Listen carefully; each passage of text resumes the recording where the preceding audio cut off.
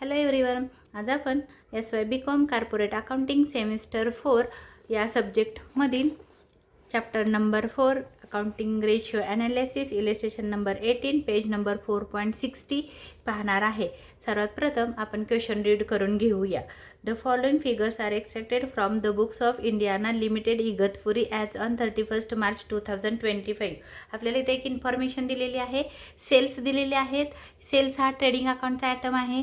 त्याच्यानंतर operating expenses हे profit and loss अकाउंटचा आयटम आहे. ग्रॉस प्रॉफिट आपल्याला दिलेला आहे.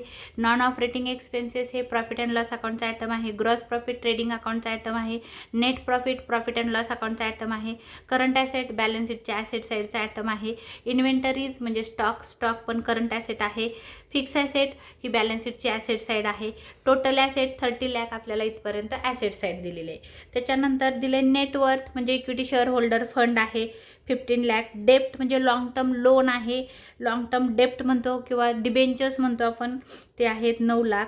त्याच्यानंतर करंट लायबिलिटीज दिलेले आहे 6 लाख. टोटल लायबिलिटीज दिलेले आहे 30 लाख आणि वर्किंग कॅपिटल दिलेलं आहे 9,60,000.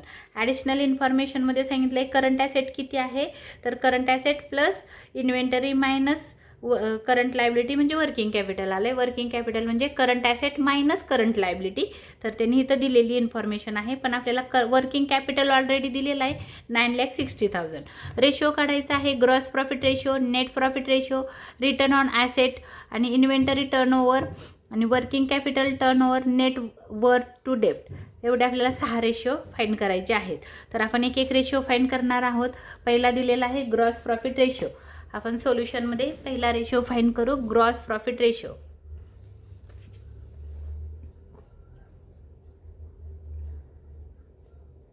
ग्रॉस प्रॉफिट रेशो फॉर्म्युला आहे gross profit divide by net sales. Gross profit divide by net sales into 100. आता इथे एक लक्षात ठेवायचं आहे, सगळे तुम्हाला हा एक ट्रेडिंग आणि मिक्स आहे. बॅलन्स शीट पण दिलेली आहे. जेव्हा तुम्हाला फक्त अकाउंटचा रेशो काढायचा असतो, अकाउंटचे आयटम घ्यायचे असतात किंवा अमाऊंट तुम्हाला अकाउंटच्या घ्यायचे असतात, तेव्हा लक्षात ठेवायचं ॲन्सर तुमचं पर्सेंटेजमध्ये येणार आहे. इंटू 100 केलं की तुमच्या ॲन्सरला पर्सेंटेजचं साईन येणार आहे. तर ग्रॉस प्रॉफिट तुम्हाला दिलेलं आहे 6 लाख. इथं आपण लिहून घेऊया 6 लाख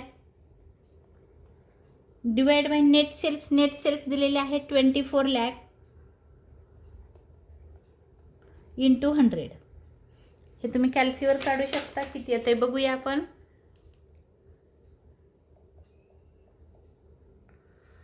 6 लाख डिवाइड बाय 24 लाख. तुम्ही 0 कट करून पण करू शकता. इंटू 100. 25%. पर्सेंटचं साईन द्यायला विसरू नका, कारण तुम्ही इंटू 100 केलेलं आहे. जर तुम्ही पर्सेंटचं साईन नाही दिलं तर तुमचे मार्क्स कट होतील. ग्रॉस प्रॉफिट आला 25%. नेक्स्ट रेशो आहे net profit ratio.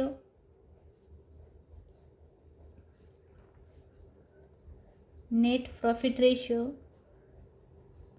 Is equal to net profit divide by net sales into 100. Formula नीट लक्षात ठेवायचा. तर आपल्याला इथं बघा नेट प्रॉफिट दिलेला आहे 3,60,000. 3,60,000. सेल्स ऑलरेडी दिलेले आहेत 24 लाख इंटू 100. इथं तुम्ही 0ला 0 पण कट करू शकता. बघा, तुम्हाला इथं करायचं असेल तर वर्किंग शॉर्टकटमध्ये पण तुम्ही करू शकता. बघा कसं होईल. 3,60,000 डिवाइड बाय 24 लाख इंटू 100. तर तुम्ही इथं 0 कट करू शकता. ह्या 4 झिरोला हे खालचे 4 झिरो गेले, ह्या 1 झिरोला हा 1 झिरो गेला आणि मग तुम्ही कॅल्सीवर शॉर्ट फॉर्ममध्ये करू शकता, कारण कधी कधी तुमच्या कॅल्सीवर 0 बसत नाहीत म्हणून. इंटू 10 असं करू शकता. रिमेनिंग राहिलेले 0 असं केलं तरी तुमचा ॲन्सर बरोबर येणार आहे. 36 डिवाइड बाय 24 इंटू 10. 15%. रेशो आला 15%. सगळं 0मुळं तुमचा गोंधळ होऊ शकतो, म्हणून मी हा एक तुम्हाला शॉर्ट फॉर्म सांगितलेला आहे. तुम्हाला करायचं असेल तर तुम्ही असं पण करू शकता. 3 लाख.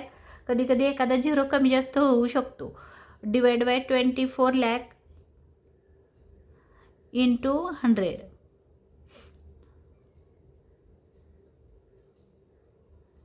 परत बघू, 3,60,000 होतं, मी 3 lakh घेतलं. 3,60,000 डिवाइड बाय 24 lakh इंटू 100 आलं बघा 15%. तुम्ही असं पण काढू शकता, पण झिरोचा गोंधळ होऊ शकतो म्हणून मी झिरो कट करून तुम्हाला शॉर्ट फॉर्म सांगितला. नंतरचा रेशो सांगितलेला आहे return on asset. Return on asset, return on asset म्हणजे रिटर्न म्हणजे मोबदला किंवा प्रॉफिट. प्रॉफिट आपण काय करतो, ॲसेटला, ॲसेटच्या वाट्याला किती प्रॉफिट येणार आहे.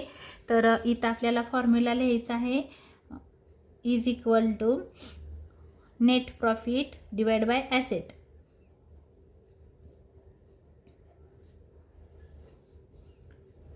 Divide by total asset into 100 आहे फॉर्म्युला. आता आपल्याला इथं नेट प्रॉफिट दिलेला आहे 3,60,000. 3,60,000 नेट प्रॉफिट दिला आहे. टोटल ॲसेट बघा दिलेले आहे 30 lakh. सॉरी नीट बघूया आपण किती आहे, 30 lakh. हां बरोबर आहे, 30 लाख आहे. 30वर 5 झिरो आहेत इंटू 100. तर इथं पण तुम्ही शॉर्ट फॉर्ममध्ये करू शकता. 3,60,000.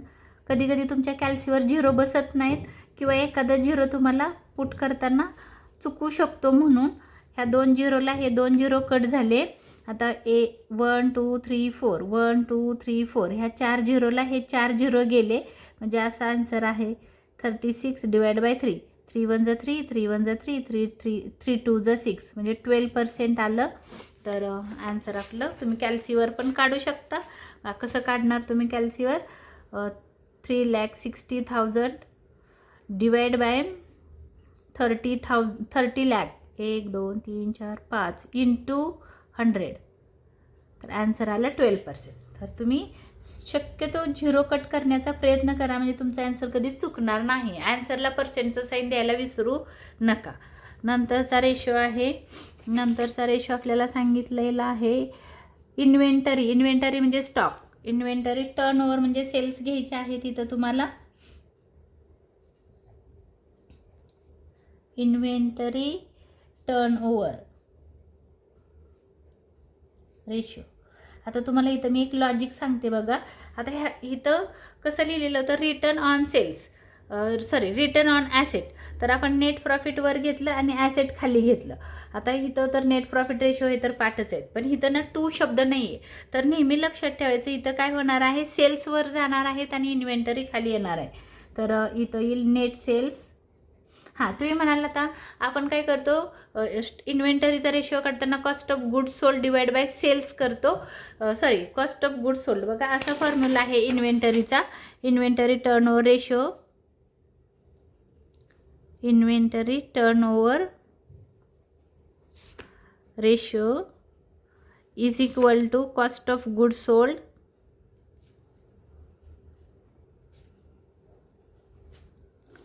Divide by average stock. Average debtors, inventory म्हटलं तरी चालेल. Inventory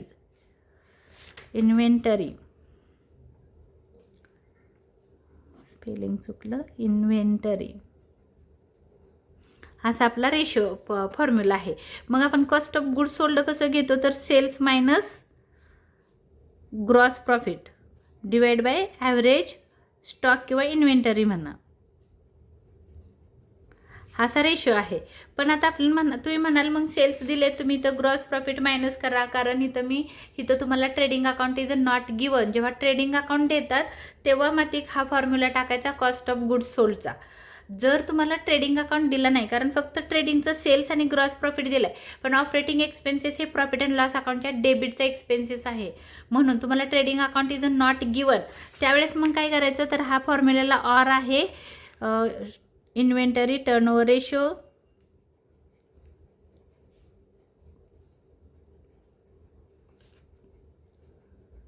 ratio is equal to sales, किंवा आपण म्हणून net sales divide by average stock किंवा इन्व्हेंटरी, हा फॉर्म्युला वापरायचा. कधी जर तुम्हाला ट्रेडिंग अकाउंट दिलेला नसेल तर. इथं ट्रेडिंग अकाउंट दिलेला नाही, फक्त ट्रेडिंग अकाउंटचे 2च नावं तुम्हाला दिलेले आहेत, सेल्स आणि ग्रॉस प्रॉफिट. आणि तर ऑपरेटिंग एक्सपेन्सेस हे ट्रेडिंगचा ॲटम नाही, म्हणून आपण फॉर्म्युला इथं चेंज करतोय. इथं लिहितोय net sales divide by average inventory. Average inventory. आता नेट सेल्स आपल्याला दिलेले आहे, सेल्स आहे 24 लाख. इथं आपण घेणार आहोत 24 lakh divide by average inventory. Inventory आपल्याला दिलेली आहे बघा 8 लाख. आता ॲव्हरेज म्हणजे काय करतो आपण, opening stock plus closing stock divide by 2 असं आपण घेतो. बघा तुम्हाला इथं दाखवते आपण कसं घेतो. तर ओपनिंग स्टॉक म्हणजे inventory plus closing stock divide by 2 असं करतो. पण आज आपल्याला ओपनिंग स्टॉक दिलेला नाही किंवा त्यामुळे काय करणार आहोत आपण, क्लोजिंग स्टॉकच घेणार आहे. आणि एकच स्टॉक दिला असेल तर आपण ॲव्हरेज काढत नाही, म्हणून इन्व्हेंटरीज ॲज इट इज येतील 8 लाख. तर आता आपल्याला इथं बघायचं आहे, कॅल्सीवर आपण करू, कॅल्सीवर करू. 1 minute. 24 lakh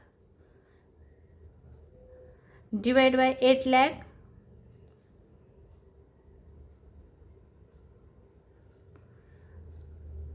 24 lakh divide bye 8 lakh 3 times. किती आला आन्सर, 3 टाइम्स.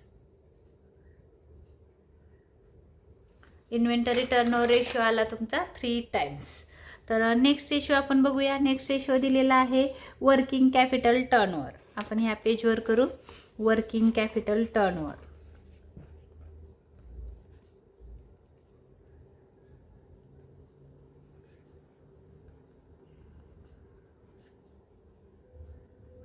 टर्नओव्हर म्हणजे आपल्याला सेल्स घ्यायचे आहेत. इथं turnover ratio is equal to sales divide by working capital. आता इथं नीट लक्षात ठेवा, net sales divide by working capital. Working capital net sales already दिलेले आहेत. Working capital. आता वर्किंग कॅपिटल कसं काढतात, तर current asset minus current liability. आपल्याला इथं ऑलरेडी दिलेलं आहे, मग आपण काढत बसायचं नाही. नेट सेल्स बघा इथं क्वेश्चनमध्ये किती आहेत. नेट सेल्स आहे तुमच्या क्वेश्चनमध्ये 24 lakh 24 lakh divide by working capital दिलं आहे 9,60,000. आता आपण आन्सर काढू.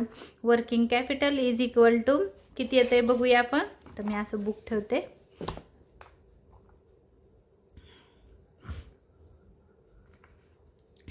$24 lakh divide bye 9,60,000 2.5 times. Answer आलं 2.5 टाइम्स. 2.5 टाइम्स. आता नेहमी लक्षात ठेवा, जेव्हा तुम्ही फक्त लायबिलिटीचे ॲटम घेता, आता लायबिलिटीचे आणि जेव्हा फक्त बॅलन्स शीटचे घेता तेव्हा आन्सरमध्ये रेशो लिहिता. जेव्हा तुम्ही फक्त अकाउंटचे अमाऊंट घेता, अकाउंटमधून अमाऊंट घेता, तेव्हा तुम्ही त्याला पर्सेंटेज लिहिता. आणि जेव्हा तुम्ही मिक्स घेता म्हणजे अकाउंट आणि बॅलन्स शीट, बघा नेट सेल्स कुठं आहेत, तर अकाउंटला आहेत. कॅपिटल वर्किंग कॅपिटल कुठं आहे, लायबिलिटीला आहे. तर ह्या दोघांना मिक्स झालं अकाउंट आणि बॅलन्स शीट, तेव्हा त्याला आपण आन्सरला युनिटचं नाव देतो टाइम्स. तर हे झालं आन्सर. नेक्स्ट रेशो आहे नेट वर्थ टू डेप्ट. नेट वर्थ टू डेप्ट. नेटवर्थ म्हणजे शेअर होल्डर फंड किंवा शेअर इक्विटी शेअर होल्डर असं पण म्हणू शकता तुम्ही. तर आपण इथे शेअर होल्डर फंड टू डेप्ट आहे. डेप्ट म्हणजे लॉंग टर्म डेप्ट रेशो. तर ह्याचा फॉर्म्युला आहे net worth to dept long term dept.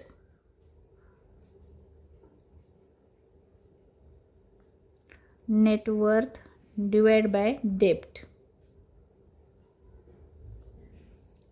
Net worth already क्वेश्चनमध्ये दिलेले आहे. तिथे बघा नेटवर्थ आहे 15 लाख. किती आहे, 15 लाख डिवाइड बाय डेप्ट. डेप्ट दिलेले आहेत 9 लाख 9 लाख. आन्सर फाइंड करूया आपण. 15 लाख डिवाइड बाय 9 लाख 1.666 1.67. जेव्हा पण तुमचा आन्सर असं येतं बघा 1.666 असं काय पण, म्हणजे हा जो सेकंड नंबर आहे हा 4 पेक्षा मोर असेल, मोर म्हणजे जास्त, मोर दॅन 4 असं म्हणू आपण. मोर दॅन 4 4 पेक्षा पुढचा नंबर म्हणजे आपण 2 डिजिटमध्ये लिहितो. 2 डिजिटमध्ये लिहिताना 4 पेक्षा मोठा नंबर असेल तर त्याला कन्वर्ट करायचं आहे 1 मध्ये, म्हणजे 1.60 प्लस 1 करायचं आहे म्हणजे 1.7 पण येऊ शकतं, किंवा 66 असेल तर तुम्ही असं पण करू शकता 1.66 प्लस 1 म्हणजे 1.67 येईल. तर तुम्ही असं पण करू शकता. फक्त आन्सर मी चेक करते बरोबर आहे का. 1.66 बरोबर. तर आता इथं बघा 1.67 घेऊया आपण.